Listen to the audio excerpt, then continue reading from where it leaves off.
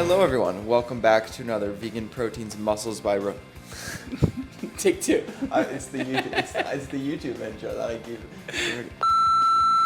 Hello, everybody. Welcome back to another episode of Vegan Proteins Muscles by Brussels Radio. My name is Ben, And I'm Giacomo. and this is episode 176. Right. Well, you and I just got back from some trips. You went to Dallas, I did. and Danny and I went to Danbury in Connecticut, which doesn't mean anything to anybody, but basically we went to a Goo Goo Dolls concert, which is Danny's favorite band, and she's seen, I don't even know, she's been going to Goo Goo Dolls concerts since she was 10. And honestly, I've become a fan. I mean, seriously, it was like Danny, me, 14-year-old girl who was like really feeling it, which is kind of cool because they're an old band, and we were just shutting it down. It was an older crowd, kind of stiff, honestly, but we were just like dancing around like kids. It was a lot of fun, actually. So we got to let loose a little bit this weekend. What was Dallas like? Dallas was hot, as you would expect at this time of year, but not overly so. It wasn't like New England humidity where you step outside and you're instantly sweating. It was kind of this dry heat. And thankfully, I was there.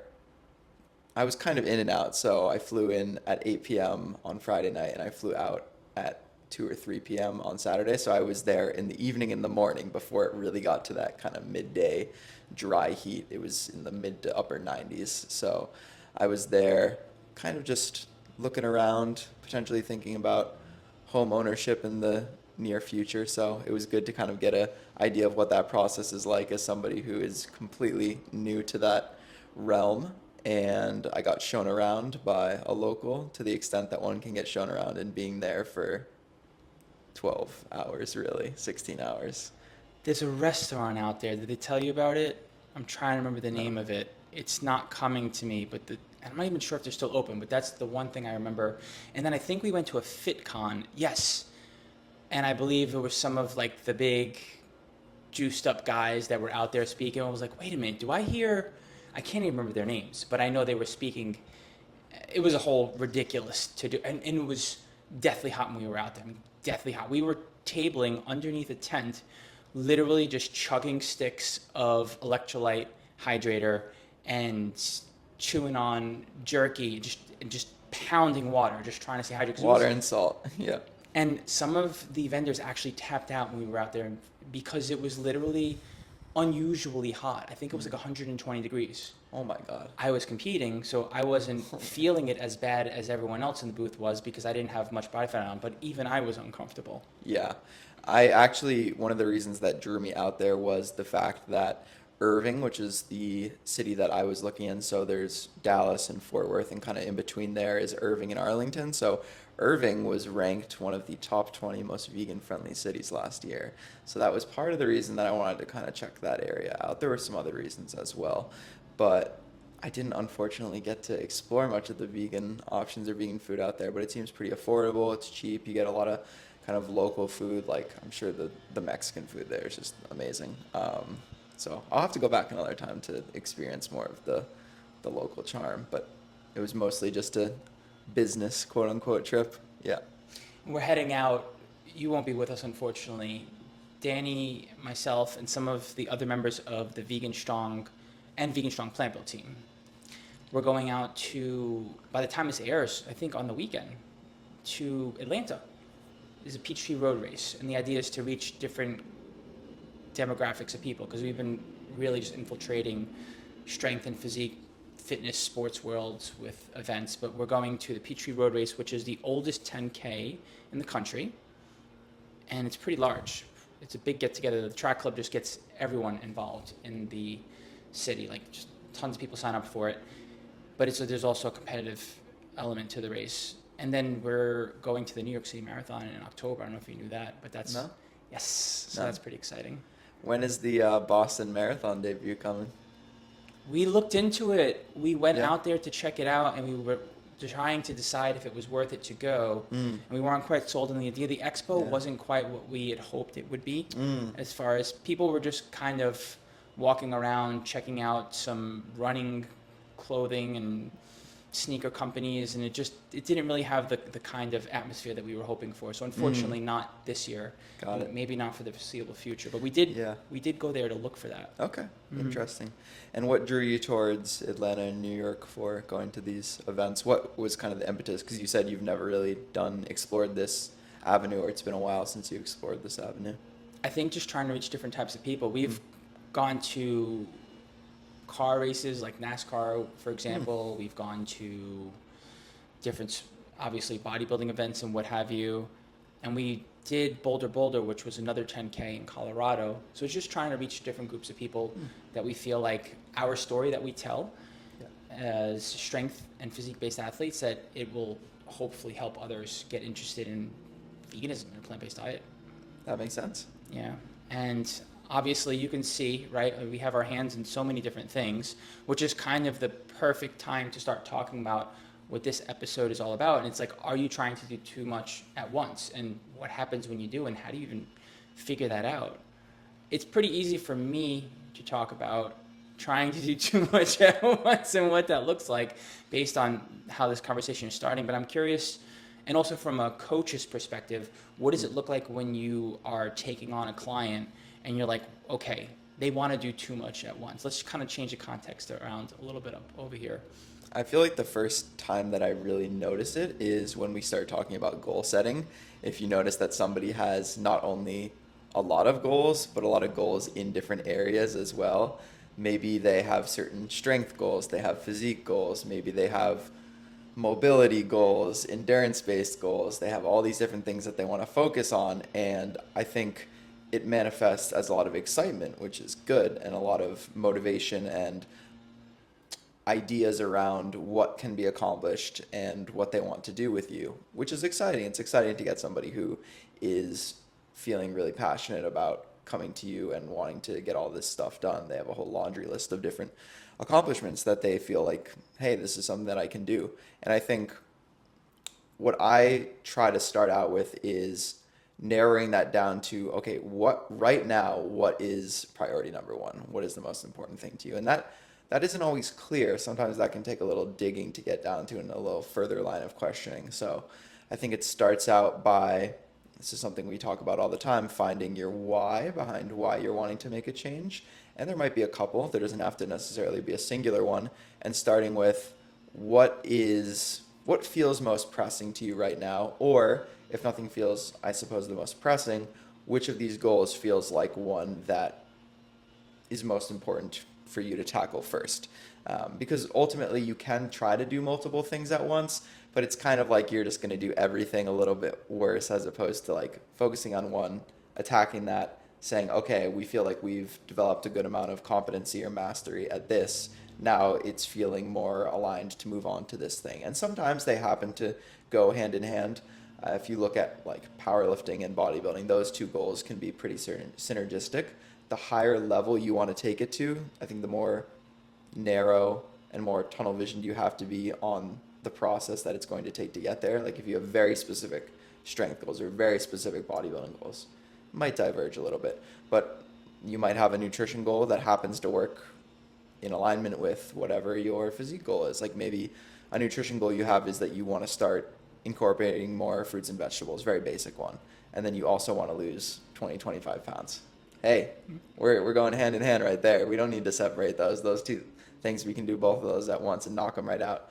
But I think oftentimes it's like somebody has multiple goals, or they have maybe one goal, but there's a lot of different areas for improvement, and they're trying to do everything at once instead of just focusing on like what is going to move the needle the most right now.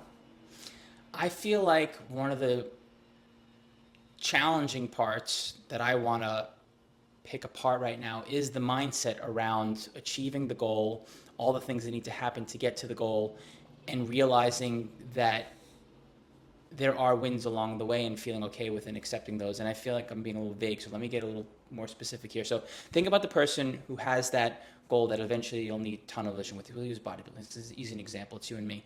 So you and I know what it's like to be on the other side to the point where you're already competing. Now imagine all the things you had to do to get there. Now imagine taking a client who doesn't know the first thing about it, or maybe they do, but they haven't gone through the motions yet. They haven't gained the experience. So they don't quite understand what their process is going to need to be like just yet. But they do have this end goal in sight, right? Now, as a coach, you want to get them to the finish. You want them to be able to see the finish line, because that's more that's like their buy-in. They're like, I'm going to get to this goal. I believe I can get to this goal. So like you're gonna have to deal with the disappointment of them not of probably feeling like they may not get to their goal. That's a problem. You're also going to have to deal with a client who is not going to understand how they're succeeding, even though they're not succeeding on paper just yet. And also, you got to get them to succeed on paper to a degree. So, to me, that's what I think about as a coach. If I'm putting myself directly in the shoes of the client, and because as a coach, you get a clear understanding of what they're dealing with that they can't see, because it's basically your responsibility to understand what they're struggling with. Do you get what I'm saying, as far as like, without giving like actual specific details, whether it's getting a certain amount of protein or getting 10,000 steps a day or whatever it is, because it is more than that, but to do them all at once, and to also understand when they need to hold back and not do those things, but that they'll be able to do them after the fact when they have to prep, like that's a much harder sell to like prove to someone, hey, you can do this and you are going to do this. Yeah, I think it's kind of getting at the balance that you need to have between outcome versus process goals. And if you get somebody who's overly focused on an outcome goal, so what's an outcome goal? An outcome goal is I want to step on the bodybuilding stage. You might have a specific date in mind. I want to lose X number of pounds. I want to put on X amount of muscle. A process goal is the steps that you're actually taking in order to achieve that goal. And I think you need to have somewhat of a balance, because if it's only process, then people don't get those hits of, the gratification, and they might feel like I'm not making any progress, nothing's happening here. Whereas they might actually be making a ton of progress. They just haven't given themselves the space, or you haven't fostered the awareness for them that they have been making these changes. So sometimes you'll get somebody who, let's just say that they want to put on muscle and lose body fat. They want to do a body recomp, and the scale weight is staying the same, and they haven't really been looking at the photos. They've been somebody who's been focused on the scale for a long time. They might be so focused on the outcome goal of changing their body composition that they get really bogged down in the numbers, and then you have to remind them to look at the difference between the photos from 12 weeks ago to now, and like, holy cow, you can see a ton of changes there. It might not even be as as clear as that. It might be something like, hey, you've been nailing your protein intake for these past like 6 to 8 weeks, and you've been getting stronger in the gym. So even if we don't see the changes necessarily right now, we know that they're happening underneath the surface, and we just need to wait another 6 or 8 weeks until we go into this fat loss phase, and you're going to see all those changes manifest. So I think part of it is getting them to buy into what you are selling as a coach, and saying like, hey, you're going to have to trust me.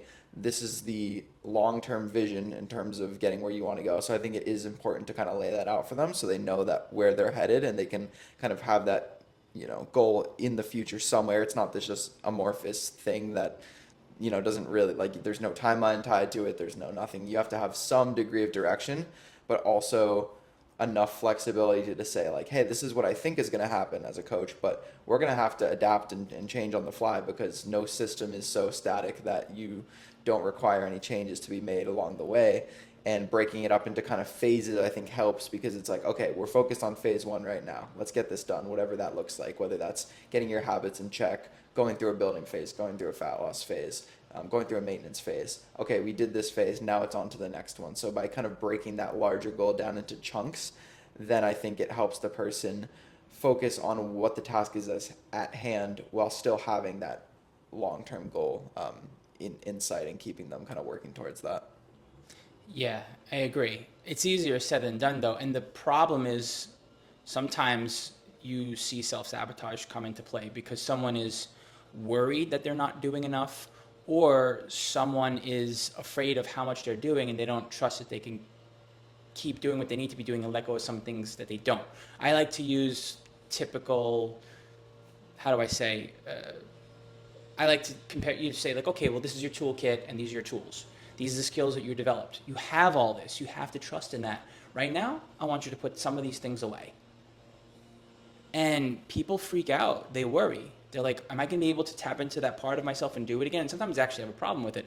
Other times when they put some of this stuff away, it is that control and anxiousness like kind of environment, or at least it can breed that in someone where they have a hard time switching to doing things differently, to focus on some other goal, or to like maybe coast a little bit and figure out how to just like they realize you are doing too much right now for whatever it is. Like I think you were just saying what no system is static. Is that what you said? Yeah. Okay, exactly. So if no system is static and you have to be dynamic, whether it's because of your environmental stressors, other priorities, whether you're doing everything perfectly and you're not getting the results you're looking for, you have to be able to switch it up. And I feel like it can be hard when you've given the structure, discipline, routine to someone, regardless of what kind of personality they are or whatever's in their character. Like it could be hard to get them to pivot like that.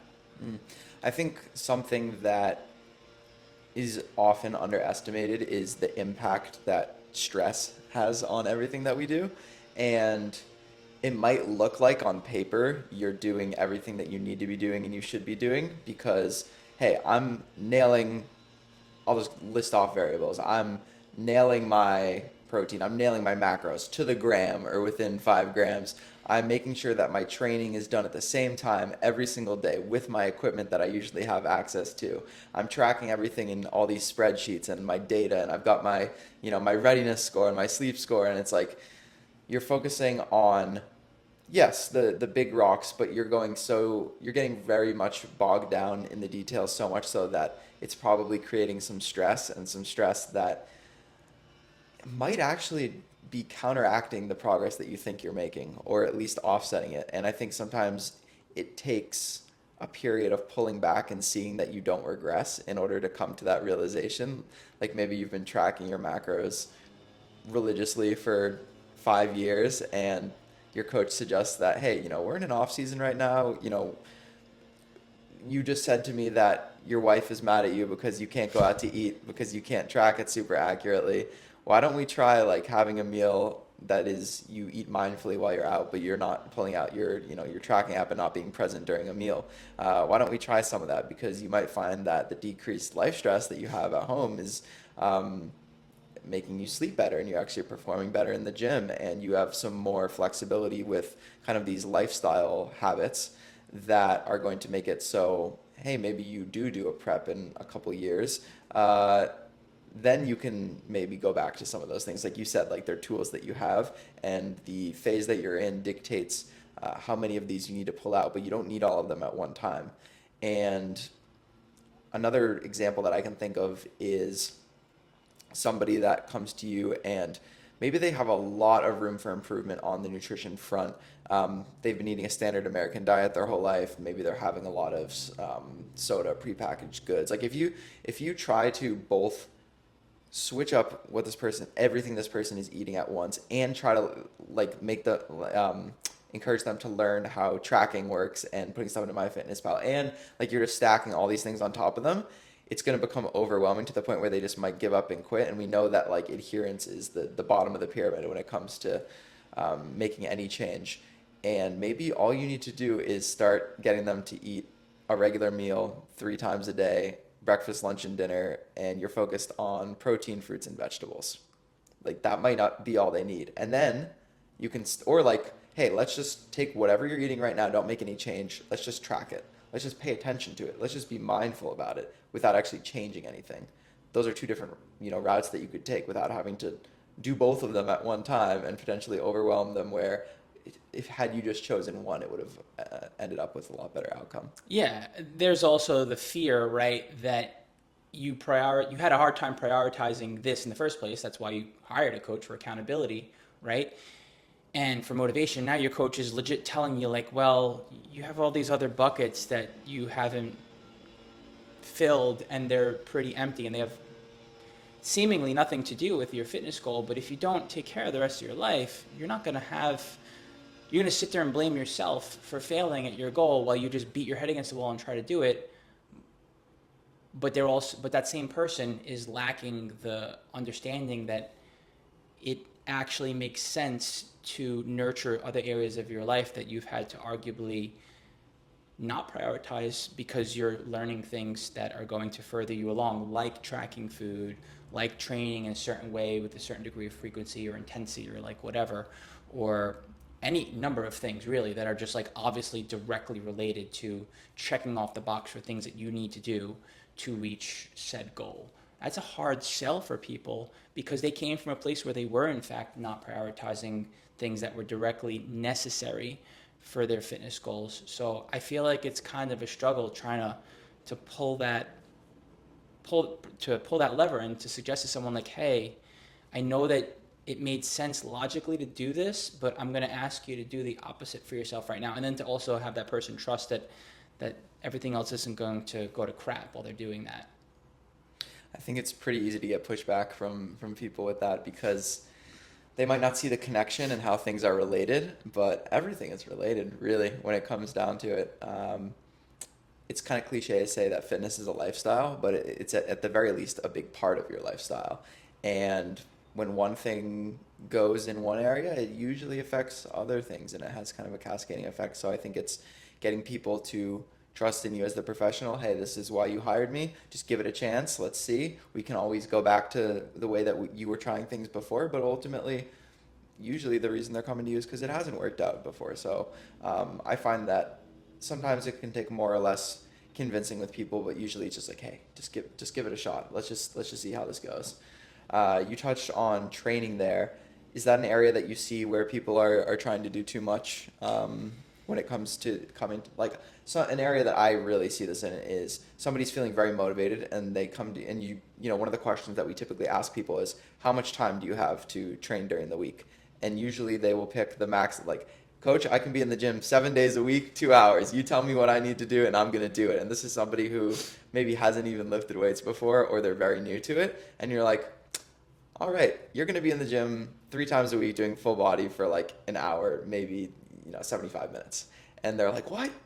Like I thought you were supposed to be getting me in shape like 3 times a week. How is that going to work? And you're like, we can go to 4 once you've shown me that 3 is something that you can actually manage and handle.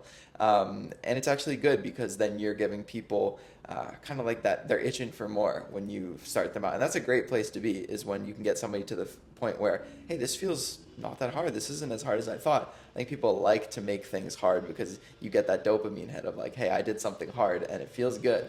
But it's like, how long can you sustain that for? And would you actually be better off if you bit off a little bit less than you could chew, and then you want a little bit more? We'll give you a little bit more. We're kind of drip feeding that difficulty over time, as opposed to throwing it all at you at once.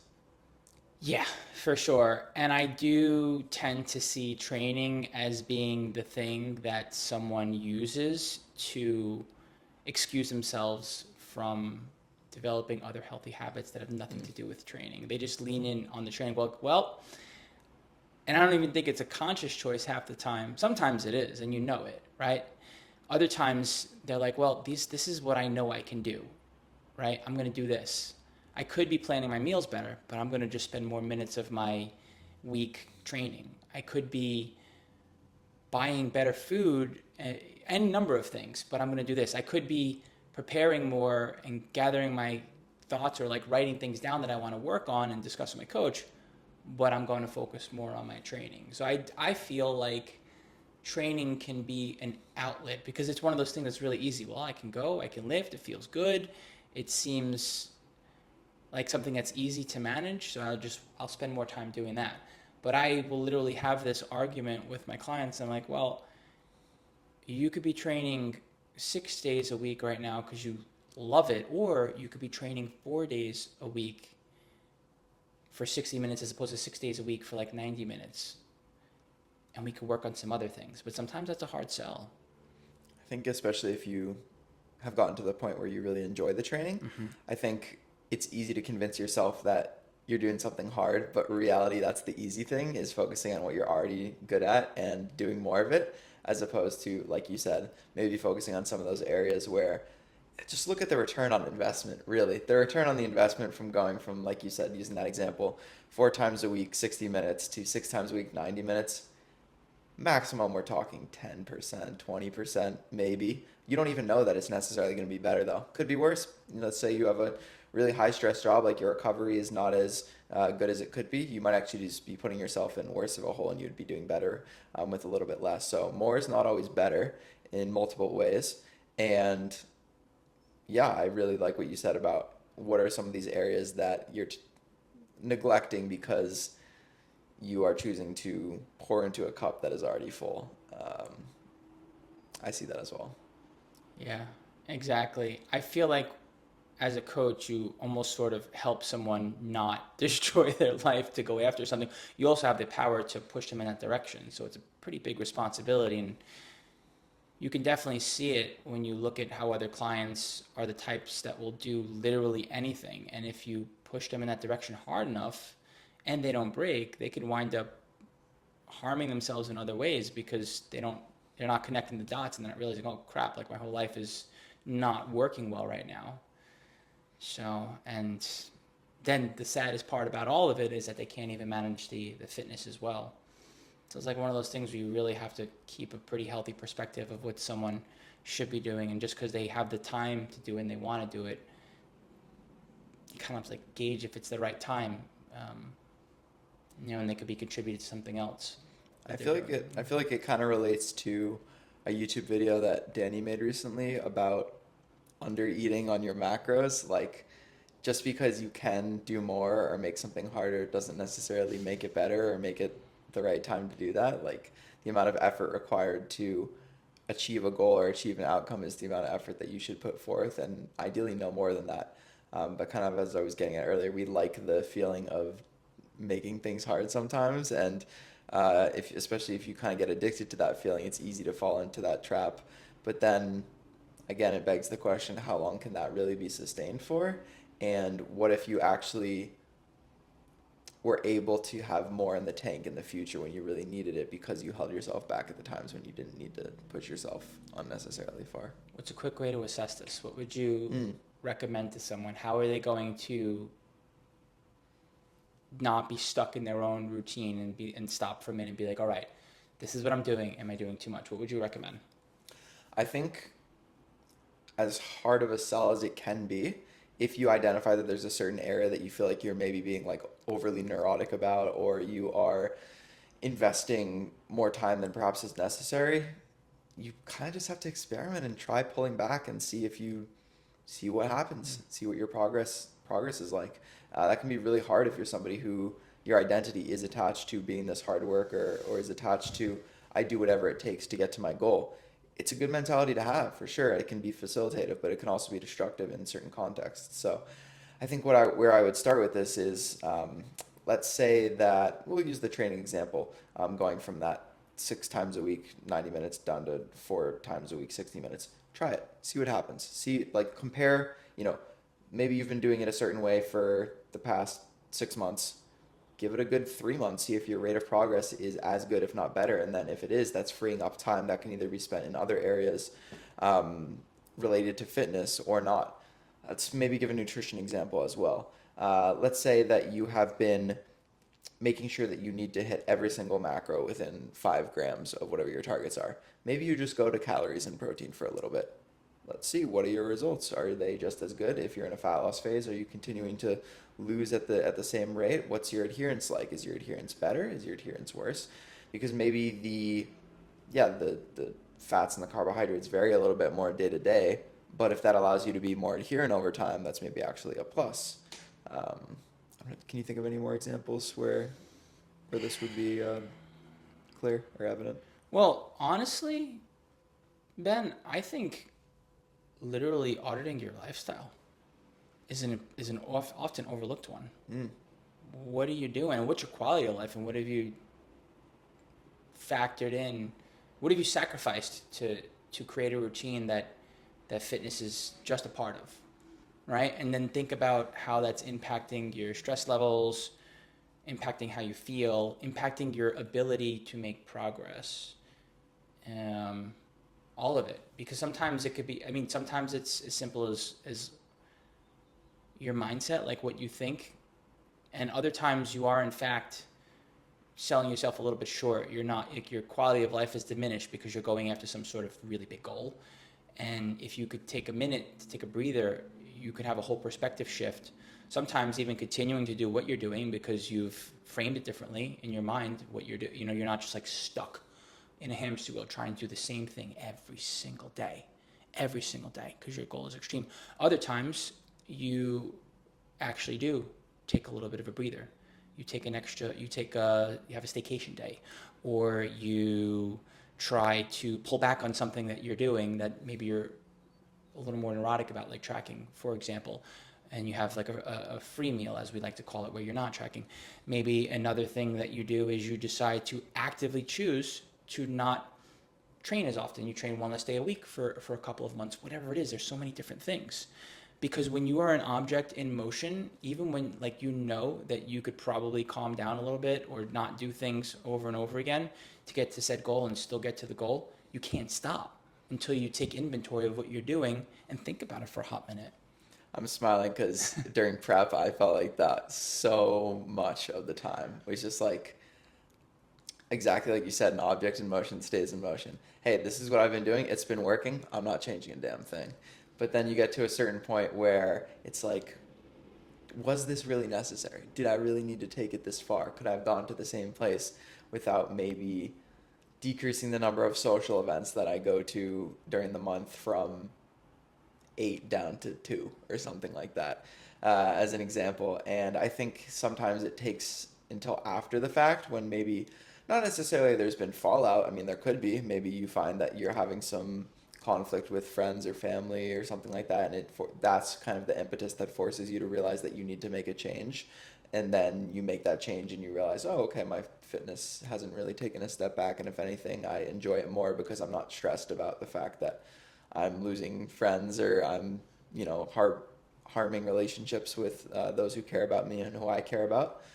But then sometimes it could just be like after the fact when you, again, using prep as an example, maybe you've gotten back to a more quote unquote normal state, like physiologically, psychologically, and you look back on that and maybe now you're back to what you had been doing before and you're like, okay, that was a little bit messed up. I could have done this better. And so next time you've gone through it, so you realize that there was a way to do it a little bit more balanced, and you mature and you make those connections and you try it out, and it's kind of this reiterative process. I think, like you said, of doing this life audit, and there's lots of different areas that you can look into and see like, oh, this area seems to have taken a little bit of a hit while I was focused to over here.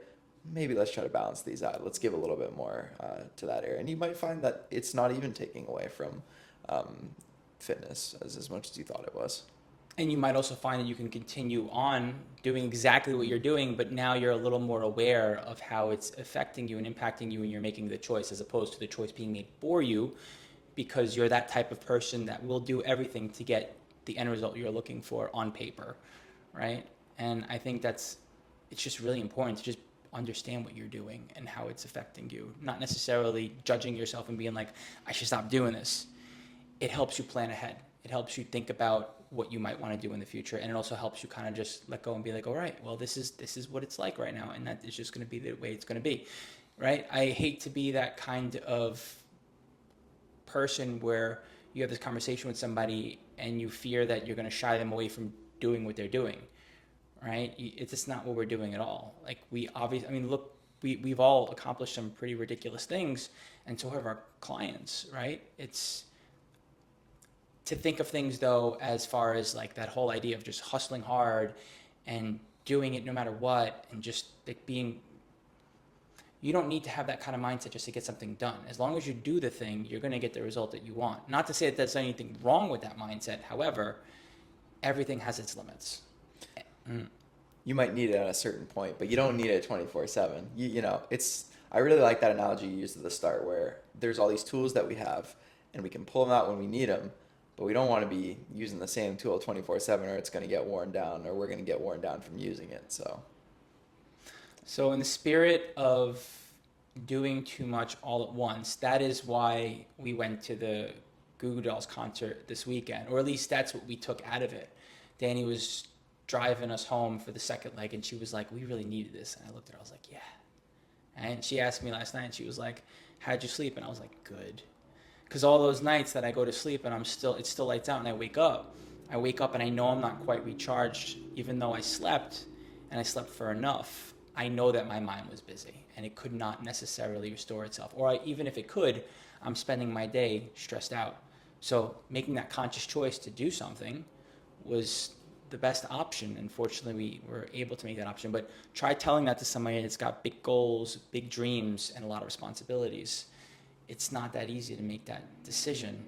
But sometimes all the more reason where you have to like find little pockets of time where you can not only stay sane, where you could recharge your batteries in ways that you might not be realizing that you could essentially, right? You can't spreadsheet everything out. You can't spreadsheet recharging yourself. You can't. And sometimes that decision is made for you, and that's okay too. But you can definitely look at these kinds of experiences and learn from them. And it takes disrupting that flow that you're in to actually realize that, which is, yeah, the paradox of what we're all saying. It's like you got to get out of it to really see, take that top-down view to really see, okay, what am I missing out on, and how can that actually help me? It's not me taking the easy way out. It's me finding a different path that's going to still get me to the same place, maybe even a better place. Do we want to add anything to this conversation or finish up anywhere here before we cut out? I don't think so. I liked that quote that you said right then. You can't spreadsheet. What was it? You can't spreadsheet your relaxation time or something like that. Yeah. I've tried. I've failed at it. It doesn't work, but I have tried. I'm not surprised. That doesn't surprise me. I think I'm good though. I think I've said my piece, and I feel like we found a natural kind of conclusion for this episode. Yeah, on that note, you're going to continue your prep and your season, and I'm going to continue what I'm doing over here, getting ready for the next thing. But anyways, this has been a good one. So on that note, thanks so much for tuning in to another episode of Vegan Proteins Muscles by Brussels Radio. Stay in touch with us at Vegan Proteins, at Muscles by Brussels on all the socials, and shoot us an email whenever you'd like by hitting the contact button on veganproteins.com, and we'll get back to you right away. Once again, my name is Giacomo. I'm Ben. And we'll talk to you soon.